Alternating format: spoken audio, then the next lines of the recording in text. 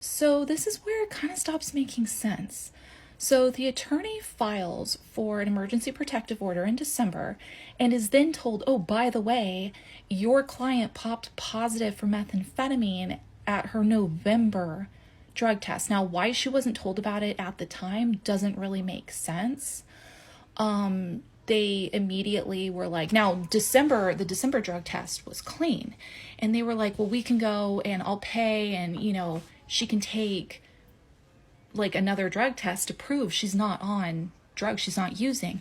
And they said, no, we won't accept that. So they had court last week. I'm going to tag a creator down here, go to her page, and you can actually see the recording of the court hearing. What I don't get is, like, during this court hearing, the judge essentially admits that this man is an abuser, has a complete disregard for the court or the injunction that she already ordered.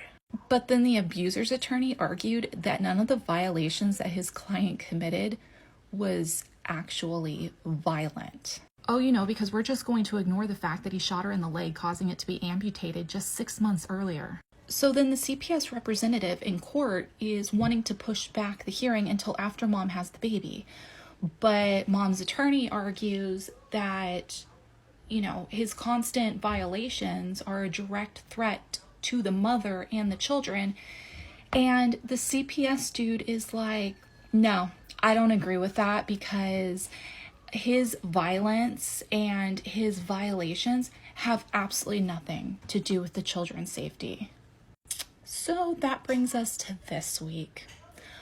Mom gave birth to a super adorable baby girl on Monday. And then Tuesday, CPS showed up at the hospital with police and said they were removing the child from the mother's custody because mom and dad violated the no contact order. So the dad violating the order doesn't affect the children's safety, but then the mother being the victim of the dad violating the order somehow puts the children in danger. So before anybody's like, it doesn't work like that, there was clearly something else going on, because that's the main thing I was reading in the comment section.